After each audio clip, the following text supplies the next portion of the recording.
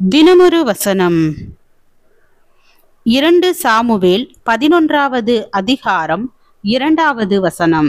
ஒரு நாள் சாயங்காலத்தில் தாவீது தன் படுக்கையிலிருந்து எழுந்து அரமனை உப்பாரிகையின் மேல் உலாத்தி கொண்டிருந்த போது ஸ்நானம் பண்ணுகிற ஒரு ஸ்திரியை உப்பாரிகையின் மேலிருந்து கண்டான். அந்த ஸ்திரீ வெகு சௌந்தரவதியாயிருந்தாள்.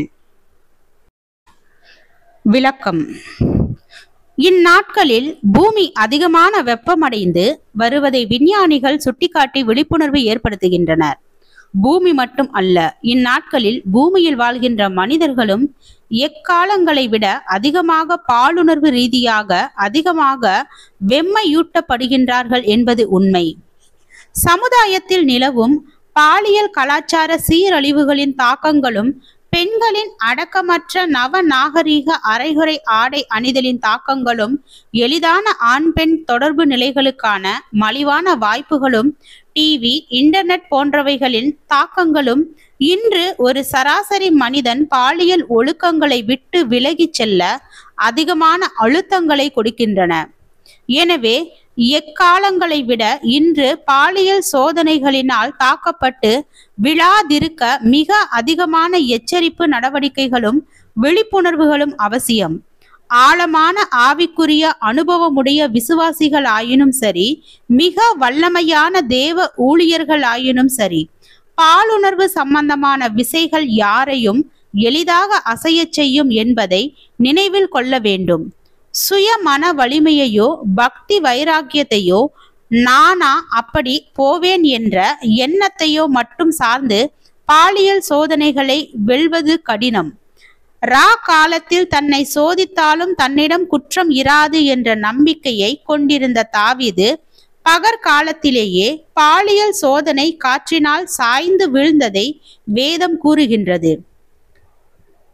எத்தனைதான் நல்ல விசுவாசிகளாய் இருந்தாலும், எவ்வளவுதான் வல்லமையான போதகர்களாய் இருந்தாலும், பாலுணர்வு சம்பந்தமான விஷயத்தில் அதிக எச்சரிக்கை உணர்வு இல்லாவிட்டால் விதி விலகல்கள் எந்த நேரத்திலும் நிகழ முடியும்.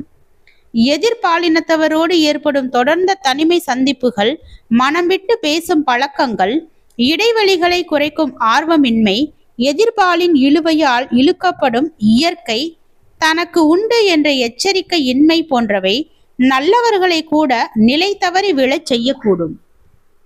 பல தேவ ஊழியர்களும் பல நல்ல கிறிஸ்தவ விசுவாசிகளும் ஆன்மீக ஆர்வமும் ஈடுபாடும் கொண்டவர்களாய் இருந்தும் இறை உறவை தங்களுக்குள் அடையாளம் கண்டு கொண்டவர்கள் அல்ல.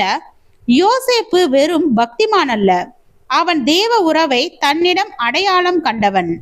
எனவே வலிமையானதொரு பாலியல் சோதனை காற்று அவனை தாக்கிய போது தேவ உறவினால் ஏற்பட்ட அக ஆற்றலை கொண்டு அதனை மேற்கொள்ள அவனால் இயன்றது. ஜெபம். தேவனுக்கு ஸ்தோத்திரம். தேவனே, நாங்கள் எங்களுடைய வாழ்க்கையில் தேவ சித்தத்தின்படி, தேவ வழிகாட்டுதலின்படி தேவனுக்கு பிரியமான பிள்ளையாக வாழ கிருபை பாராட்டும். ஆமீன்.